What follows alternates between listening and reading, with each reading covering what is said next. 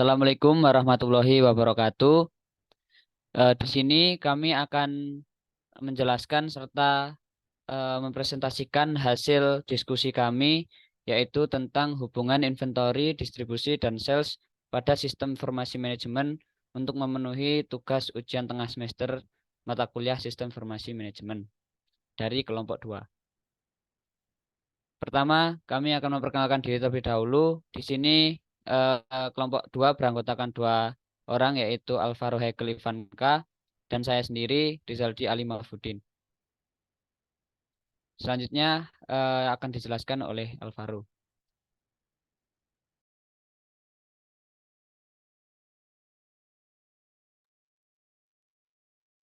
Nah, baiklah.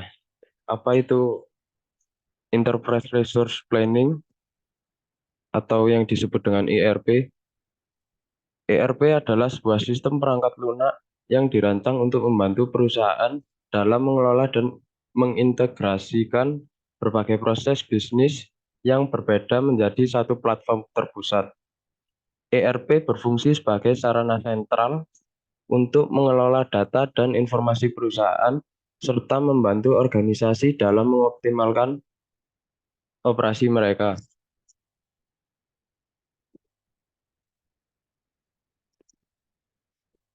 Berikut adalah beberapa fungsi ERP. Yang pertama yaitu adalah integrasi proses bisnis. ERP mengintegrasi berbagai fungsi dan departemen dalam sebuah perusahaan seperti manajemen rantai pasokan, produksi, inventaris, keuangan, sumber daya manusia, penjualan, dan pemasaran. Ini memungkinkan data dan informasi untuk mengalir lebih lancar antara berbagai bagian organisasi. Yang kedua ada automatisasi proses bisnis. ERP memungkinkan otomatisasi berbagai tugas dan proses bisnis. Ini dapat menghemat waktu dan sumber daya serta mengurangi potensi kesalahan manusia. Yang ketiga yaitu ada peningkatan efisiensi. Dengan mengintegrasi proses bisnis dan mengotomatisasi tugas rutin, ERP dapat meningkatkan efisiensi operasional perusahaan, mengurangi biaya, dan meningkatkan produktivitas. Selanjutnya ada manajemen sumber daya manusia. ERP juga dapat membantu dalam manajemen sumber daya manusia dengan melacak data karyawan, penggajian, manajemen kinerja, dan pelatihan. Dan masih banyak fungsi-fungsi lain dari ERP yang tidak bisa saya jelaskan satu persatu seperti pusat data terpusat, pelaporan dan analitik, manajemen rantai pasokan, manajemen keuangan, dan lain-lain. Next.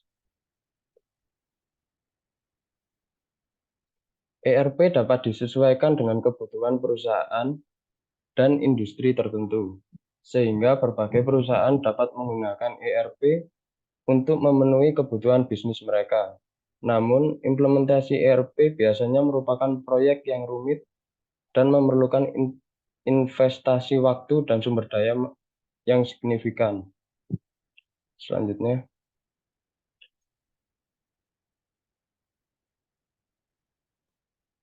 Selanjutnya adalah inventory. Inventory merujuk pada kumpulan barang fisik atau bahan yang disimpan oleh perusahaan untuk digunakan dalam proses produksi, dijual kepada pelanggan, atau digunakan dalam operasi sehari-hari. Ini mencakup bahan baku, barang dalam proses, dan barang jadi. Kemudian ada beberapa fungsi dari inventory, yaitu ada pemantauan persediaan, yaitu adalah inventory management dalam sistem informasi manajemen membantu perusahaan untuk melacak jumlah persediaan yang ada, termasuk stok minimum dan maksimum. Kemudian ada optimasi persediaan, yaitu meminimalkan biaya persediaan sambil memastikan persediaan tersedia ketika diperlukan. Kemudian ada peramalan, yaitu memprediksi permintaan masa depan untuk menghindari kekurangan atau kelebihan persediaan. Terus kemudian ada pemantauan kualitas, yaitu memastikan kualitas barang dalam persediaan tetap terjaga. Baik, selanjutnya.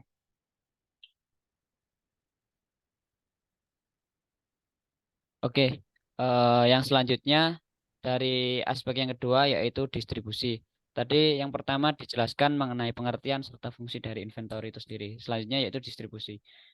Distribusi dalam sistem informasi manajemen berkaitan dengan manajemen dan koordinasi pengiriman barang dari produsen atau penyedia ke pelanggan akhir atau pengecer. Atau bisa kita sebut alur dalam penyaluran barang-barang ataupun produk-produk yang dihasilkan oleh perusahaan tersebut. Jadi pada distribusi ini sendiri banyak fungsi-fungsi yang terjadi di sana dan juga hal-hal yang perlu dilakukan oleh perusahaan dalam aspek distribusi ini. Salah satunya adalah untuk manajemen rantai pasokan. Manajemen rantai pasokan ini adalah cara kita atau perusahaan untuk memantau aliran barang dari produsen hingga pelanggan dan memastikan efisiensi dalam proses ini.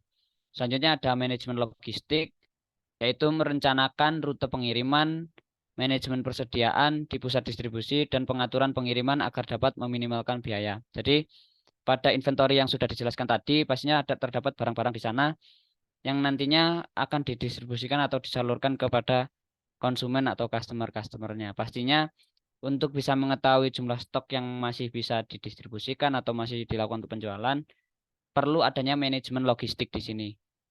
Lalu adanya pemantauan pengiriman atau memantau status pengiriman, pengiriman yang tertunda, dan masalah lainnya yang terkait dengan proses distribusi. Ya mungkin untuk kita yang sudah sering berbelanja, khususnya berbelanja online, pastinya sudah familiar dengan dari customer bisa mengetahui tracking dari barang-barang yang dia beli atau pemantauan pengiriman. Contohnya seperti ketika kita membeli barang dari luar kota, kira-kira barang kita sudah sampai mana. Hal itu yang cukup penting perlu dimiliki oleh perusahaan atau industri. Customer atau konsumen ini tidak bingungan dan bisa mengetahui kapan barang yang dia beli atau dia pesan bisa sampai ke tangan konsumen tersebut. Lalu yang terakhir, fungsi dari distribusi tidak lupa juga kepatuhan dan keamanan pengiriman, yaitu memastikan pengiriman sesuai dengan persyaratan kontrak dan berlangsung dengan aman. Pastinya barang yang kita beli, barang yang kita pesan harus sesuai apa yang kita bayarkan dan tidak ada kerusakan atau kecacatan produk di sana agar konsumen bisa mendapatkan barang yang maksimal. Jadi perlu adanya kepatuhan dan keamanan pengiriman dalam proses distribusi ini. Oke, untuk selanjutnya yaitu sales atau penjualan. Sales atau penjualan ini dalam sistem informasi manajemen mencakup semua aspek yang terkait dengan penjualan produk atau layanan perusahaan kepada pelanggan. Ini termasuk proses pemesanan, penagihan, dan pelacakan penjualan. Contohnya untuk fungsi pemesanan dan penjualan yaitu membantu dan mengelola pesanan pelanggan, menciptakan faktur, dan mengatur pengiriman. Itu hal yang perlu dilakukan oleh di bagian aspek sales atau penjualan ini. Lalu ada manajemen pelanggan yaitu melacak informasi pelanggan, riwayat transaksi, dan memungkinkan perusahaan untuk memahami preferensi pelanggan. Kenapa hal ini penting untuk manajemen pelanggan? Karena aspek inilah nantinya yang akan mempengaruhi tingkat dari perusahaan itu bisa growth atau bertumbuh atau tidak. Karena dengan kita bisa membaca kebiasaan dari pelanggan, dengan kita bisa mengetahui riwayat-riwayat transaksi mereka dan kecenderungan dari pembeli atau konsumen itu seperti apa, jadi perusahaan bisa meningkatkan produk-produk yang mungkin bisa dibutuhkan oleh pelanggan sehingga perusahaan tersebut bisa berkembang. Selanjutnya yaitu di poin ketiga untuk masuk di analisis penjualan. Ya seperti yang saya jelaskan tadi, menyediakan laporan dan analisis penjualan untuk membantu perusahaan dan pengambilan keputusan. Contohnya ketika konsumen atau customer di sini cenderung untuk membeli barang-barang seperti baju yang modelnya A dan modelnya B, maka dari perusahaan bisa mengetahui dengan analisis penjualan ini dan bisa setidaknya mengambil keputusan apakah nanti akan memperbanyak produksinya atau mengurangi produksinya. Contohnya seperti itu. Lalu yang terakhir adalah manajemen penagihan, yaitu memantau status tagihan dan pembayaran pelanggan. Itu pun yang perlu dilakukan oleh sales atau penjualan ketika melakukan proses transaksi, karena status tagihan dan pembayaran pelanggan itu harus diketahui karena nanti akan berpengaruh pada bidang distribusinya dan juga pada inventory seperti itu. Ya, selanjutnya ini adalah hubungan dari ketiganya. Tadi sudah dijelaskan oleh rekan saya tentang inventory dan saya jelaskan tentang distribusi dan sales.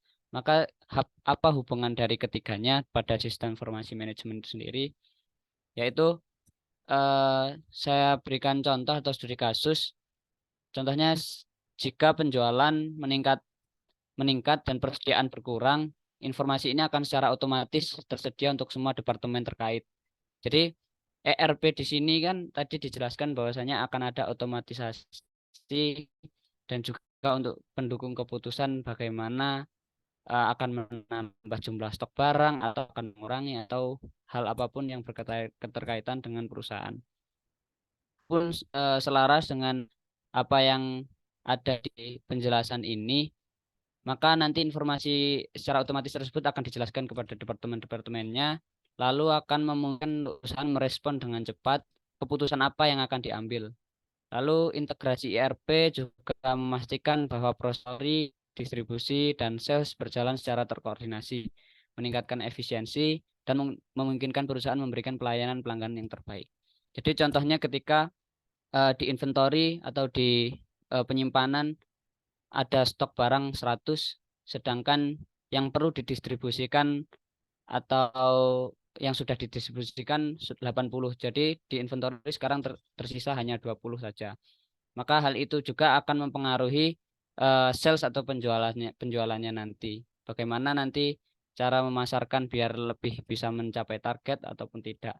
Dan bagaimana ketika sales ini sudah mencapai target, berarti keterkaitannya dengan inventory, berarti penjualan ataupun stok yang ada di inventory harus diperbanyak, atau dengan kata lain produksi harus dimaksimalkan. Begitupun sebaliknya apabila sales ini tidak mencapai dengan target dan distribusi tidak sesuai dengan yang diinginkan, semisal 100 produk terjual dalam 1 bulan ternyata tidak sampai seperti itu, maka di inventory akan tersisa produk-produk atau stok-stok yang masih belum terjual. Jadi bisa untuk mengambil keputusan dari perusahaan tersebut untuk sedikit mengurangi produksi dari barang-barangnya ataupun barang-barang tersebut segera didistribusikan dan segera ditingkatkan dari pemasarannya atau penjualannya di bidang sales. Jadi ketika aspek ini dalam sistem informasi manajemen, yaitu inventory, distribusi, dan juga sales, saling keterkaitan dan juga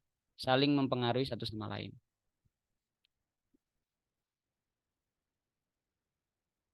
Oke.